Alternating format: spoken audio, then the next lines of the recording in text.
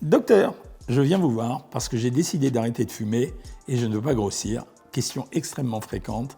Et on va en parler aujourd'hui. Bienvenue sur la chaîne Jean-Michel Cohen, la chaîne où on ne parle que de nutrition et où on ne vous raconte jamais de salade. Masterclass, menu personnalisé, suivi diététique individualisé. Rendez-vous sur le site docteur.jeanmichelcohen.fr. Oui, 60% des fumeurs aimeraient bien arrêter de fumer et une partie d'entre eux n'arrêtent pas de fumer simplement parce qu'ils ont peur de grossir. Je vous assure que c'est vrai. En réalité, il ne faut pas croire que quand on grossit parce qu'on arrête le tabac, c'est simplement parce qu'on va manger plus. La nicotine, qui est contenue dans la cigarette qu'on fume, c'est une substance thermogénique. Ça veut dire qu'elle active le système sympathomimétique et donc elle provoque une augmentation de la dépense d'énergie. On a calculé qu'en moyenne, avec 25 cigarettes, on dépensait environ 200 calories. Donc une dizaine de cigarettes, ça fait à peu près 100 calories. Vous vous rendez compte? Ça veut dire que le simple fait de fumer provoque une dépense d'énergie. Regardez d'ailleurs, il y a plein de personnes qui vous disent « j'arrête pas de fumer parce que si j'arrête de fumer, je vais grossir ». Eh bien, c'est pas ça l'histoire. C'est que, en fait, l'arrêt du tabac va simplement provoquer chez eux une diminution de la dépense d'énergie. Je vous explique après comment on fait. L'arrêt du tabac provoque en général une augmentation du poids. J'ai dit en général parce qu'il y a 30% des gens chez qui ça provoque pas d'augmentation de poids, provoque en général une prise de poids d'environ 4 kg.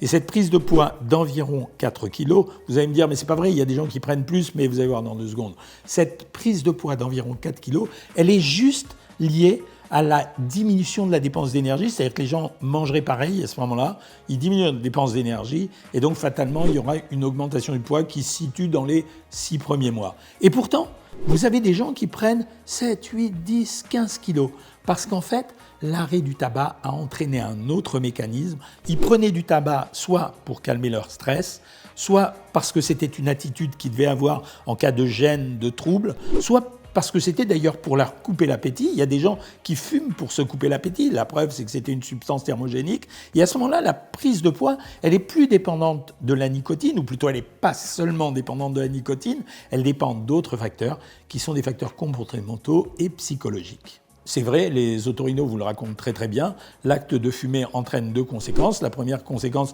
c'est une altération des papilles gustatives et olfactives, et donc ça veut dire que vous trouvez moins d'intérêt à la nourriture, donc vous limitez votre prise alimentaire. Et puis, fumer a un effet coupe-faim qui est à la fois un effet lié au geste. Ça veut dire que si je grignote, je fais un geste, je mets quelque chose à la bouche. Eh bien, fumer, c'est exactement la même chose. Vous mettez quelque chose à la bouche et donc ça vous empêche de mettre autre chose à la bouche qu'un biscuit, des cacahuètes ou des chips. Première chose, est-ce que c'est une fatalité de conserver ces kilos quand on arrête de fumer? Non, c'est pas une fatalité.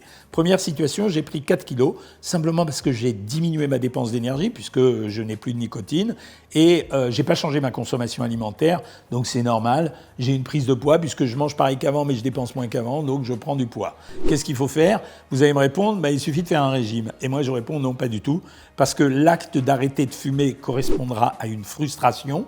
Alors même si c'est pas bien de fumer parce que ça donne plein de maladies, etc., c'est une frustration, vous avez un geste, vous avez l'habitude de le faire, c'est comme une routine, vous l'arrêtez. Si vous l'arrêtez, vous aurez une frustration. Et si vous donnez une deuxième frustration à la première frustration, c'est-à-dire l'arrêt de manger, parce que vous allez rentrer dans un système de privation qui est souvent mal fait, vous avez une double frustration. Et là, quel est le risque? C'est soit vous allez vous remettre à fumer, soit vous allez vous remettre à manger. Et quand je vous parle de cette frustration, elle est terrible parce que l'acte de se frustrer parce que vous avez arrêté le tabac, c'est indispensable. Mais quand vous vous frustrez de manger et que vous le prenez mal, en réalité, vous finirez par craquer. Et non seulement vous mangerez pas comme auparavant, mais vous mangerez plus qu'auparavant. Donc pour moi, la stratégie, soit j'augmente l'activité physique, ou en principe, il faudrait le faire, mais vous savez, avec une trentaine de minutes ou une quarantaine de minutes de marche ou de marche supplémentaire par jour, ça suffit. Soit j'attends les 6 premiers mois de la prise de poids et seulement quand j'ai fini cette prise de poids au bout de 6 mois et quand j'ai pris l'habitude d'avoir arrêté de fumer, là, je démarre une alimentation équilibrée, moins riche que ce que je mangeais auparavant. Quand je dis moins riche, c'est proportionnel à votre nombre de cigarettes. Je vous ai dit que 20 cigarettes ou 25 cigarettes, c'était l'équivalent de 200 calories. Si c'était un paquet par jour, il faudra manger entre 150 et 200 calories en moins. Voilà, il n'y a pas d'autre règle. Vous pouvez coupler les deux, manger 200 calories en moins ou bien avoir une activité physique. Et quand vous maigrirez, vous ferez une réduction réduction calorique, le temps de perdre ces 4 kilos, franchement, 4 kilos pour les perdre, chez un homme, c'est l'affaire de 1 mois maxi, chez une femme, ça sera peut-être 1 semaine ou 2 semaines de plus. La deuxième situation est beaucoup plus ennuyeuse parce que quand l'arrêt du tabac il entraîne une prise de poids qui est supérieure à 4 kg, ça veut dire qu'on atteint 7, 8, 10 ou 15 kg, ça veut dire qu'il y avait un autre facteur qui est impliqué, c'est un facteur psychologique. Le facteur psychologique, c'est la réponse au stress la plupart du temps, ou bien l'envie de manger qu'on coupait grâce à la cigarette. La réponse au stress, tenez, je vous prends un exemple.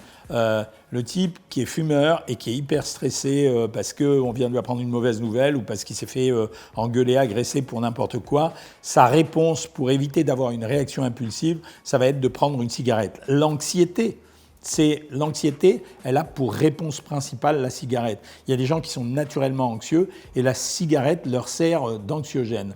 La troisième chose, c'était ces gens qui en fait ont des compulsions alimentaires et qui en fait remplacent la compulsion alimentaire, je veux dire qu'ils n'ont pas forcément faim, mais ils ont envie de manger quelque chose ou ils répondent au stress par une prise alimentaire. Ce sont des gens qui vont répondre au stress par une consommation de cigarettes, c'est-à-dire qu'ils vont se mettre à fumer de façon compulsive. Quand on utilise la cigarette, c'est aussi pour un exercice de concentration. Ça veut dire que la cigarette, elle sert, par exemple, les étudiants qui fumaient, c'était des gens qui servaient de la cigarette parce qu'au moment où ils allaient être distraits, moi je l'ai connu pendant les années de médecine, au moment où on allait être distrait pendant qu'on révisait les examens, le fait de prendre la cigarette, c'était comme une coupure, un instant qu'on enlevait et qui nous permettait de nous reconcentrer sur un autre moment. Voilà, toutes ces situations, elles se traitent différemment. La première façon de les traiter, parce que la réponse la plus fréquente à l'arrêt du tabac, c'est la prise alimentaire et c'est la personne... je vais donner un exemple. Moi-même, quand j'avais arrêté de cloper, si j'avais pas un énorme sandwich au thon et à la mayonnaise à côté de la boulangère, ce que j'achetais chez la boulangère qui était à côté de chez moi, j'étais fébrile. En réalité, je répondais à l'arrêt de la cigarette par une pulsion alimentaire. Donc la réponse... En général, si on veut qu'elle soit alimentaire, c'est trouver des substituts alimentaires qui soient le moins caloriques possible, de telle façon à ce que ça ne coûte pas trop quand on arrête de fumer, de manger. Donc c'est juste une conversion. J'arrête de fumer, donc c'était un geste important pour moi. Donc c'est un geste important pour moi, je vais le remplacer par un acte de manger, mais je vais essayer qu'il ne coûte pas cher. Quels sont les trucs qu'on peut utiliser? Alors moi, ma spécialité, c'est pas de vous parler des substituts nicotiniques. Ça, on peut le faire. J'ai bouffé pendant des années des pastilles nicotine, je continue encore.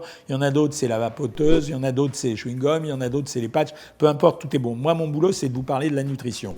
Donc dans ces cas-là, je prévois des collations intelligentes ou des systèmes intelligents. Le premier, le plus intelligent, ça reste quand même les bonbons sans sucre et les chewing-gums. Pourquoi? Parce qu'ils couplent deux choses, le bonbon sans sucre et le chewing-gum. Le bonbon, il y a un effet sur les papilles et il y a l'acte de porter à sa bouche quelque chose. Les chewing-gums, c'est exactement la même chose. Ça occupe finalement la bouche et ça agit également sur les papilles. Donc c'est pas mal, c'est pas trop calorique, ça suffira peut-être pas. La deuxième chose, c'est de prévoir des produits de grignotage. Et les produits de grignotage, les 3 moins caloriques, je les connais, et je vous les donne, je vous en parle régulièrement, c'est les produits laitiers maigres, ça veut dire yaourt, skyr si vous voulez, fromage blanc, petit suisse, les pommes à croquer, les compotes de fruits ou même les œufs durs à volonté, parce qu'au moins, vous comprenez, c'est le geste qui est important. C'est-à-dire, je vais porter à la bouche, donc je vais couper l'instant pour me reconcentrer comme je parlais pour les étudiants, ça c'est la première chose. Deuxièmement, j'ai une anxiété, on répond à l'anxiété aussi par la nourriture, on répond au stress ou à l'agression par la nourriture, donc ça veut dire avoir des collations toutes prêtes qui me permettent de limiter la casse. Je n'ai pas dit d'empêcher les choses. Troisième possibilité, c'est on rentre dans les possibilités thérapeutiques, ça veut dire que par exemple, on peut utiliser des produits de relaxation, la méditation ou même l'hypnose, à mon avis, ça peut servir à quelque chose parce que l'hypnose, elle va agir sur les facteurs psychologiques de la prise du tabac et de la compensation de la prise du tabac par l'alimentation. Donc en conclusion, je dirais que ce n'est pas une fatalité de prendre du poids après l'arrêt du tabac. Vous avez plein de solutions. Première solution, vous arrêtez le tabac, vous augmentez l'activité physique, donc vous dépensez 150 calories de plus, vous comblez votre stress, vous dépensez votre énergie, ça peut marcher. Deuxième solution, vous acceptez la prise de poids des 4 kilos, ça va durer 6 mois, et après les 4 kilos de prix et au bout des 6 mois, vous démarrez un régime, il n'y a pas besoin de gros régime pour ça. Allez sur Savoir Maigrir, c'est fastoche comme tout. Troisième solution, vous avez des produits de compensation pour limiter la casse, mais dans tous les cas de figure, sachez que la plupart des gens qui ont pris du poids après avoir arrêté le tabac, arrivent, à condition d'avoir la volonté de retrouver le poids d'avant, arrivent à retrouver leur poids. Le bénéfice à l'arrêt du tabac est tellement important que ça vaut vraiment le coup, les amis. Si vous avez aimé cette vidéo que vous m'avez demandé, vous la likez, vous la commentez, vous la partagez, vous vous abonnez, vous me faites des commentaires et éventuellement vous me donnez des suggestions de vidéos, ça me fait toujours plaisir. Et moi je vous dis salut les amis.